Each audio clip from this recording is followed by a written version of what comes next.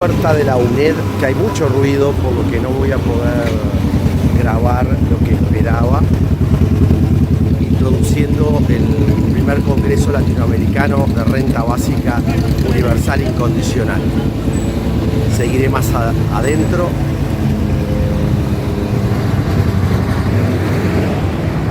Aquí se puede ver la UNED, que es la Universidad Estatal a Distancia de Costa Rica.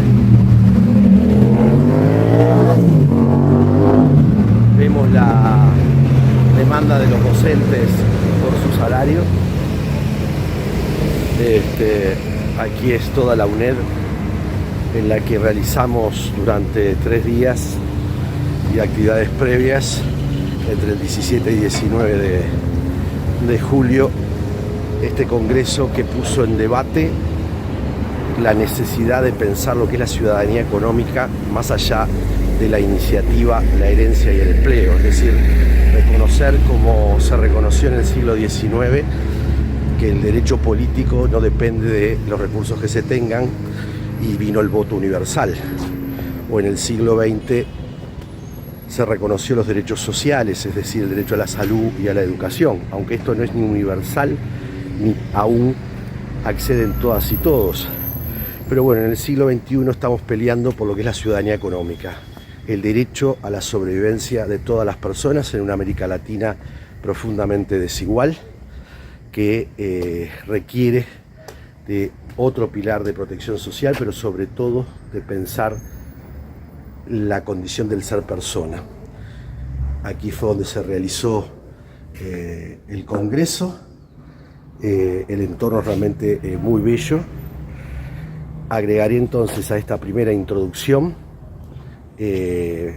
una síntesis genérica de lo que fue el Congreso, que se puede escuchar, que quedó todo grabado, y retomaremos las palabras de representantes de los países que participaron, que fueron Chile, Brasil, Ecuador, Colombia, México, Guatemala, obviamente aquí Costa Rica, y estuvieron presentes de Cataluña y de la red europea, como de el BIEN, que es la red universal, donde estuvo alguien de la India y de Holanda. Bien, aquí entonces la Universidad Nacional a Distancia de Costa Rica. Hola, buenas tardes. Mi nombre es Natalia Dobles. Soy de la Red de Costa Rica sobre Renta Básica Universal y de la Universidad Estatal a Distancia, explícitamente del Centro de Investigación en Cultura y Desarrollo. Voy a hablar un poquito sobre la experiencia vivida en el primer Congreso Latinoamericano sobre Renta Básica y combate contra las desigualdades de la región. Fue una experiencia gratificante porque hubo muchos puntos de encuentro dentro de la experiencia latinoamericana entre varios países de la región. Sumamos a Guatemala, México, Argentina, Colombia, Uruguay, Brasil, Perú, desde distintas miradas de coloniales, desde grupos andinos de mujeres, desde las experiencias de Brasil. También unimos Hispanoamérica a través de España, Cataluña. Fue una experiencia enriquecedora porque nos muestra un camino hacia la cooperación latinoamericana, un punto de encuentro entre distintos grupos sociales que buscan mitigar las consecuencias de la desigualdad y la pobreza en América Latina, la pobreza y la desigualdad de género que se ve en la feminización de la pobreza, la feminización de las migraciones. Fue un encuentro donde pudimos poner sobre la mesa el debate sobre la idoneidad de la renta básica universal, sobre un debate a qué llamamos desde América Latina, desde nuestros contextos tan particulares y tan diversos, universalidad, el peligro de comparar la universalidad con la homologación, también un llamado a la Academia Latinoamericana a dejar de lado el debate de burbuja académica y conciliar con los movimientos sociales. Esto es muy importante. La Academia Latinoamericana, estamos todos y todas llamados a romper la violencia epistémica, a dialogar con los distintos saberes de nuestra región, con la decolonización, abrir un espacio para compartir y crear incidencia política, sobre todo en esta coyuntura de desigualdad después de un periodo de pandemia tan duro que visibilizó y desnudó las principales desigualdades que hay en nuestra región, la informalización de los trabajos, las diferencias en los avances de seguridad social de nuestras regiones, algunos estados fallidos.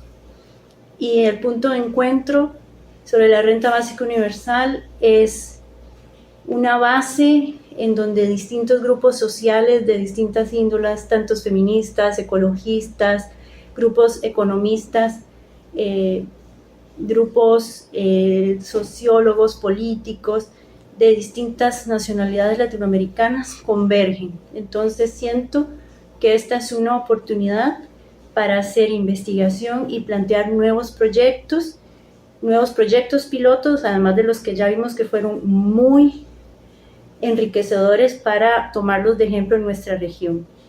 Espero que sigamos colaborando en conjunto y un abrazo desde Costa Rica. Hola, pues desde Costa Rica, Fabricio Bonilla, coordinador de la Red Costarricense de Renta Básica Universal y coorganizador del Congreso, del primer Congreso Latinoamericano por la Renta Básica Universal.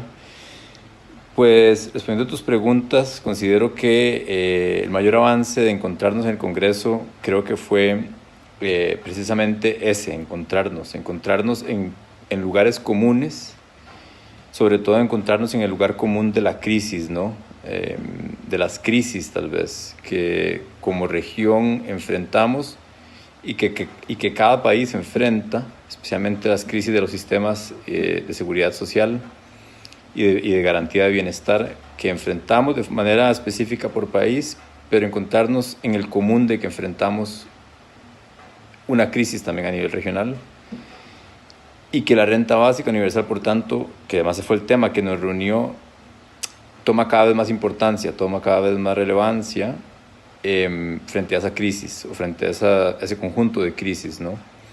Locales y regional. Y creo que un eje transversal que no solo nos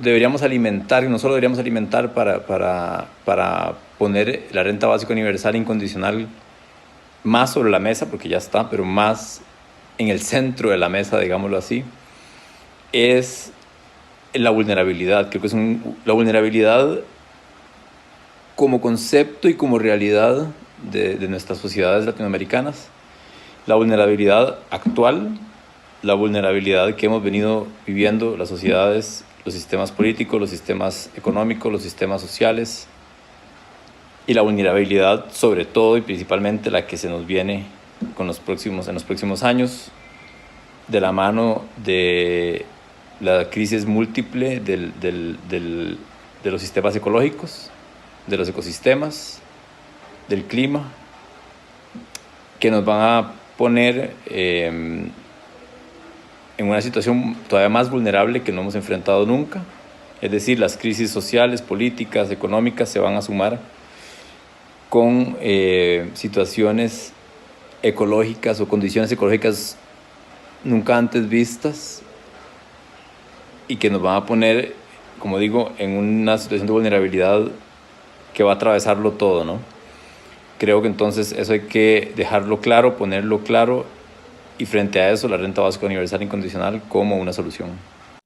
Bueno, si vamos a recapitular un poco cuáles son los aprendizajes que tuvimos en Costa Rica, creo que lo principal es reconocer la urgente necesidad de pensar los instrumentos de la política pública para actuar sobre una población que es cada vez más vulnerable, ¿no? Después de la pandemia vemos cómo ha habido en toda América Latina una precarización del mercado laboral, y eso lo constatamos en las nuevas formas de trabajo que surgen con las plataformas, la uberización de la vida y también una pérdida de la generación de trabajos con derechos. Entonces, creo que es clave en este momento de crisis que no ha sido superada, digamos, después de la pandemia, pensar la renta básica como un instrumento que no es total, digamos. La renta básica tiene que ir en combinación con un fortalecimiento del estado de bienestar, y eso querría decir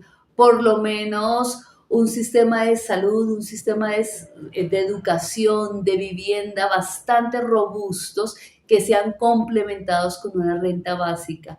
De ninguna manera pensamos que es la superación del deber del Estado de generar condiciones para la generación de trabajos dignos, y lo que es todavía más importante, la necesidad de generar políticas de economías sociales, solidarias, populares, campesinas, étnicas, de economías para la vida, que puedan permitir también que la buena vida que puedan tener las personas en nuestros países no sean radicalmente dependientes del monto de ingresos, ¿cierto? Para que podamos también tener mayores grados de libertad de elección y también tener la capacidad de poner nuestra energía en las iniciativas autogestionadas, en las iniciativas más colectivas. También reflexionábamos la enorme necesidad de, por ejemplo, pensar una renta de cuidados, y la renta de cuidados es clave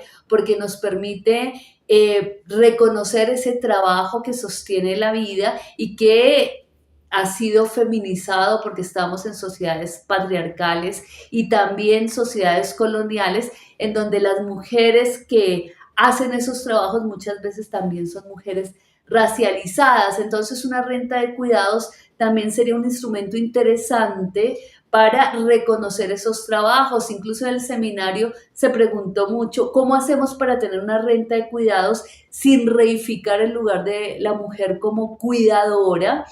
Y yo creo que un elemento clave es la perspectiva decolonial, que nos permite reconocer que cuando en América Latina hablamos de cuidados, abandonamos por completo la mirada antropocéntrica y reconocemos los cuidados que significa la sostenibilidad de los ecosistemas, de los territorios, y ahí nombraríamos también a aquellas formas campesinas, étnicas, que por ejemplo sostienen la soberanía alimentaria, aquellas procesos organizacionales que garantizan o que cuidan los territorios, que cuidan los ríos. Decíamos en el seminario que hay una, digamos, si vemos el mapa de los conflictos extractivistas en América Latina, vemos que los lugares de tensión son normalmente lugares ocupados en los ámbitos más rurales por grupos campesinos, indígenas, afro. Entonces, reconocer que esos grupos han cuidado el territorio también es un elemento central para reconocer esa renta de los cuidados. Y en las ciudades, reconocer el papel de los sectores populares que se resisten a ser desalojados por las formas extractivistas que son propias de los procesos de gentrificación y expulsión de los habitantes originarios de los territorios. Entonces, si pensamos los cuidados de manera amplia, creo que ahí puede haber un link muy interesante con las propuestas de la renta básica. Insisto nuevamente en que es un instrumento fuerte de política que tiene que ir en combinación con otros instrumentos, no puede ser un instrumento total, ¿no? Como dije en el seminario, no hay renta básica que soporte la privatización de la salud, el encarecimiento en los alquileres, el encarecimiento de la educación. Entonces, por eso sería pensar una sociedad en la que el bienestar de las personas no sea radicalmente dependiente de su nivel de ingresos, ¿cierto? Eso ya es una obsolescencia. Creo que nos merecemos pensar una sociedad donde el buen vivir sea una aspiración legítima para todas las personas que habitamos en nuestros territorios, en nuestras ciudades, y creo que la renta básica puede ser un instrumento muy interesante para pensarlo y con una flexibilidad, por supuesto, que permita que se adecue a las historias, a las luchas, a las expresiones políticas en cada lugar. Así que bueno, les mando un abrazo. Muy buenas tardes o días. Soy Berenice Ramírez, investigadora titular del Instituto de Investigaciones Económicas de la UNAM, coordinadora junto con Sergio Carpenter del Grupo de Trabajo Seguridad Social y Sistemas de Pensiones de Claxo, y recientemente participé en el primer Congreso de Renta Básica Universal que se llevó a cabo del 17 al 19 de julio en San José, Costa Rica. Creo que uno de los mayores avances de este primer Congreso ha sido la reunión de diversas voces de diversos países que están discutiendo el tema. Conocer los argumentos que sostienen la diversidad de propuestas, así como las experiencias locales que han sido instrumentadas. Ha sido un ejercicio de mucha utilidad para la identificación de temas que requerimos seguir profundizando. Por ejemplo, uno de ellos es si las transferencias monetarias que se han generalizado en la región latinoamericana serían la base de estas propuestas, ya que han tenido resultados en la disminución de la pobreza en algunos grupos de población, o qué caminos diferentes se deben de impulsar para llegar al establecimiento de una renta básica universal. Desde esta introducción considero que es necesario instrumentar una agenda cultural, social, política que llegue a todas las edades. Y ahí creo que requerimos de una constante reflexión acerca de las condiciones de reproducción social que permitan a las personas ubicarse en las actividades de trabajo, pero también del desarrollo de todas sus habilidades e inquietudes que sin la base de un ingreso seguro no se los permitiría, y que identifiquen que no contar con ingresos se debe a la mala distribución de la riqueza en el mundo, que sería financiable si se impulsa colectiva y mundialmente que el 1% de los de mayor ingresos paguen impuestos correspondientes de acuerdo a su nivel de riqueza. Esto permitiría a las personas empezar a considerar que no es que dejen de trabajar, sino es contar con un piso de certidumbre frente a tantos cambios que estamos enfrentando en el mercado laboral y en la dinámica social. Les agradezco su atención. Muchas gracias.